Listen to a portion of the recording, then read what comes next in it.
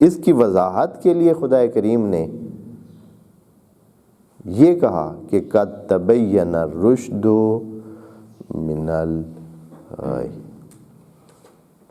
کہ اللہ آپ تو کہہ رہے ہیں کہ اکراہ نہیں ہے، تو جو پیچھے آپ نے بیان دیے اس میں تو ایسے لگتا ہے کہ اکراہ ہے، ہمیں کیسے پتہ چلے کہ اکراہ نہیں ہے اور ہم اچھے برے کی طرف جا سکتے ہیں اور اچھے برے کو ہم جانتے ہیں؟ تو خدا کریم نے کہا قد تبین، اے انسان واضح ہو چکا ہے، قد تبین، بینا یعنی واضح ہو چکا ہے، الرشد من الغی، رشد اور غی انسان کے لیے واضح ہو چکا ہے۔ تبینہ خدا نے کس طرح کہا ہے؟ یہ نہیں کہا ہے کہ ہم نے بیان کیا ہے، تبینہ کا مطلب ہے واضح ہو چکا ہے، یہ نہیں کہا ہے کہ ہم نے بیان کیا ہے، ہمارے رسولوں نے بیان کیا ہے، نہیں، یہ اس کی بات ہی نہیں کر رہا ہے۔ خدا کریم اپنی خلقت میں انسان میں رکھے ہوئے اس خاص قسم کے جو سافٹ ویئر ہے اس کی بات کر رہا ہے۔ انسان کے اندر قبل اس کے کہ اس کو کوئی بتائے ایک پہلے سے اچھے برے کی تشخیص کا سسٹم رکھا ہوا ہے۔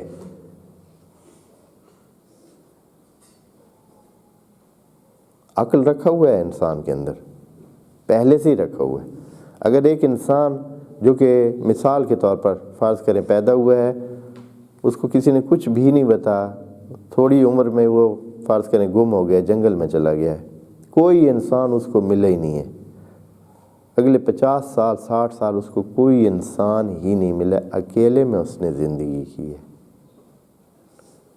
اس انسان کو جو کہ اکیلا ہے، جس کو کسی نے بتایا نہیں ہے، جس نے تعلیم حاصل نہیں کی، اس کو اچھے اور برے کا پتہ ہے۔ اس کو یہ پتہ ہے کہ جھوٹ بری چیز ہے، اس کو یہ پتہ ہے کہ کسی کا حق لینا بری چیز ہے، اس لیے کہ یہ چیزیں خود اس کے اندر ہیں۔ جب اس کا حق کوئی چھینے گا تو اس کو برا لگے گا، جب اس کے ساتھ کوئی غلط بیانی کرے گا تو اس کو برا لگے گا۔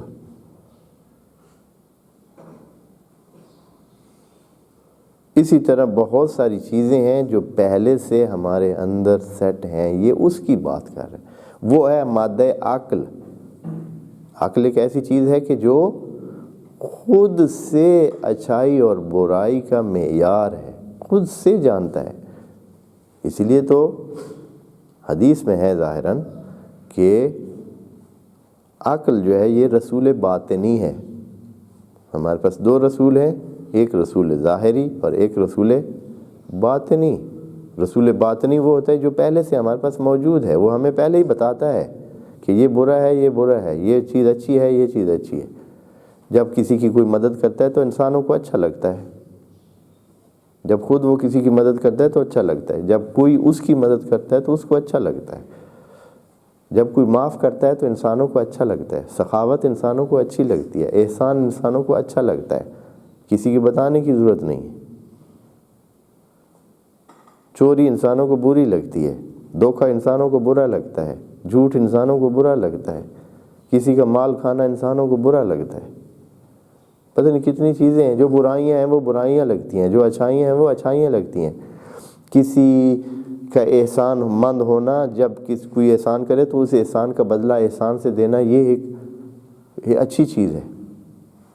اس لیے کہ وہ انسان جس کو کسی نے کچھ بھی نہیں بتایا، وہ جب کسی کو کوئی چیز دیتا ہے آگے سے وہ اس کو ریجیکٹ کر دے، اس کو اگر وہ دھتکار دے تو اس کو برا لگے گا۔ اگر اس کے مقابلے میں وہ اس کا احترام کرے کہ بھائی اس نے مجھے نعمت دی ہے، اس نے میرے پر احسان کیا ہے، تو وہ اسے اچھا لگے گا، حق بنتا ہے کہ ایسے کرے۔ تو یہ ساری چیزیں انسان کے عقل میں پہلے سے موجود ہیں، یہ رسول باطنی ہے۔ خدا کریم بھی یہاں اس کی طرف اشارہ کرے، قد تبینا یعنی واضح ہو چکا ہے۔ تبینا کون سا فعل ہے دوستو؟ ماضی ہے یا مضارع ہے؟ ماضی ہے۔ ماضی پہ قد لگے تو کیا مطلب ہوتا ہے؟ یعنی یہ دو ٹوک، تاکیداً، قطعی طور پر یہ چیز ہو چکی ہے، قد تبین، ہو چکی ہے، واضح ہو چکی ہے۔ کیا؟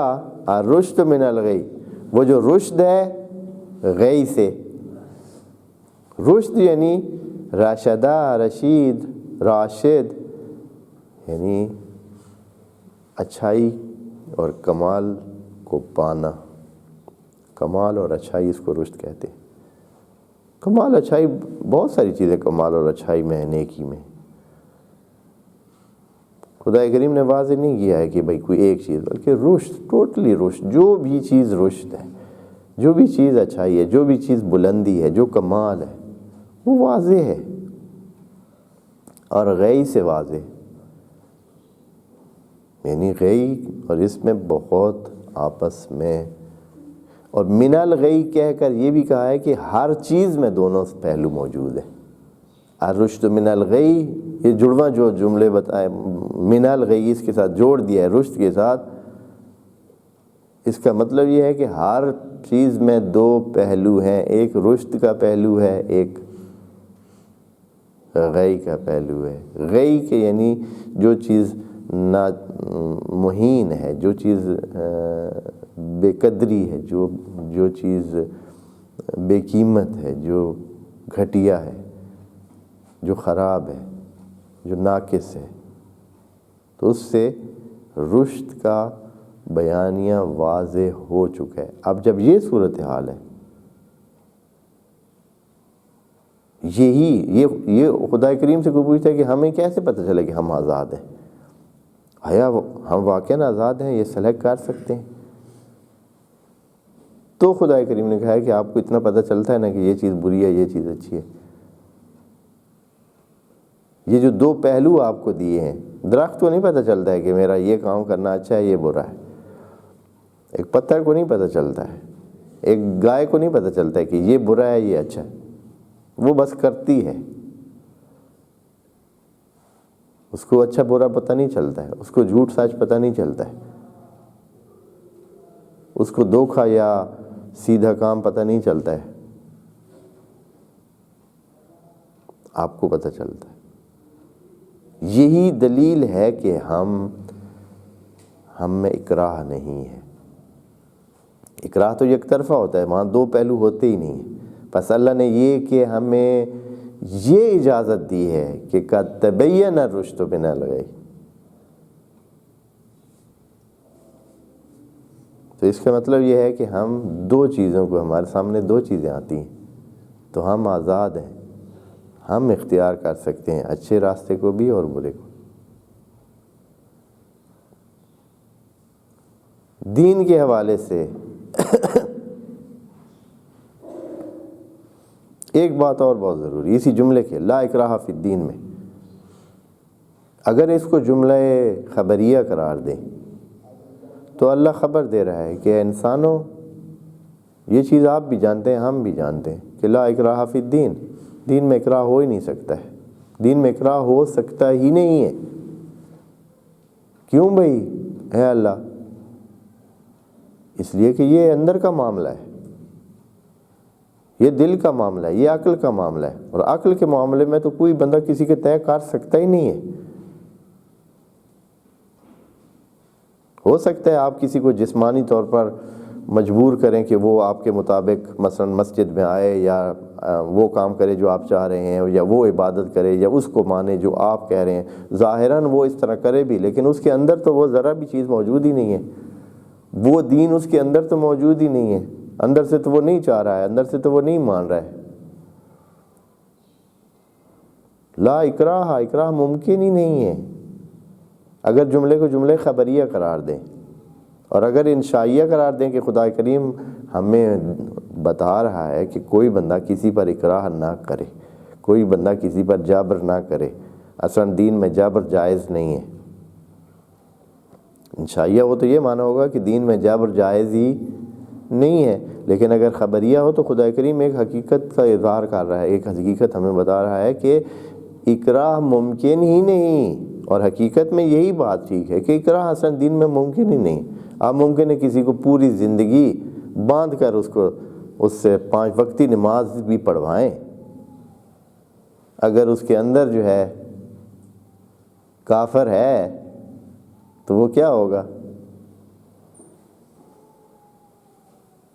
وہ جیسے اقبال کا شعر ہے، جو رکھا میں نے سر سجدے میں سر تو زمین نے دی صدا کہ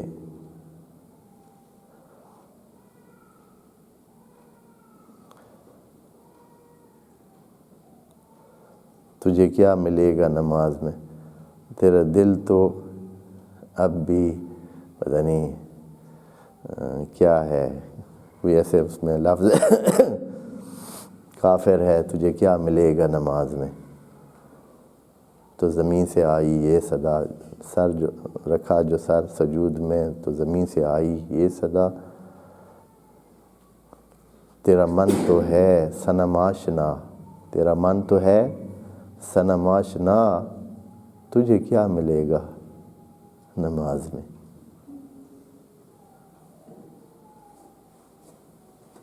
یہ ہے اندر سے وہ کافر ہے۔ جب انسان نماز پڑھ رہے ہوتے ہیں، بہت سارے انسان حسن نہ رکوع میں ہوتے ہیں نہ سجود میں، وہ تو کھڑے ہوتے ہیں، ہاں وہ تو کیا ہے بازار میں ریٹ طے کر رہے ہوتے ہیں، یا یہ ہے کہ وہ تو اپنے موبائل کے فنکشن کے بارے میں سوچ رہے ہوتے ہیں۔ ہاں جسم اس کا سجدے میں پڑا ہے، رکوع میں پڑا ہے، لیکن وہ تو ادھر کھڑا ہے۔ بس یہ چیز خدا کریم یہ کہنا چاہیے، لا اکراہ فی الدین، یعنی یہ ممکن ہی نہیں ہے۔ اے انسانوں جھلے مت بنو، یہ ان کے لیے جو لوگ نہ وہ کہتے ہیں کہ نہیں بس ہم نے پورے انسانوں کو، تمام انسانوں کو، جہان کو مسلمان کر کے رہنا ہے، یہ کام اللہ سے نہیں ہو سکے، ہم اس کو کر کے دیں گے، اللہ کی خدمت کریں گے۔ یہ جو لا حکم الا للہ، لا حکم الا للہ ہے، لیکن وہ لا اکراہ فی الدین کے زاویے میں ہے، اسی کے اندر ہے۔ بہرحال ابھی کچھ باتیں اور بھی اس ضمن میں ہیں جو انشاءاللہ عرض کریں گے۔ لا اکراہ فی الدین قد تبین الرشد من الغی، اس میں خدا کریم نے انسان کو بڑی ہی عقل مند شے قرار دیا ہے کہ اے انسان تیرے لیے ہر چیز بہت واضح ہے۔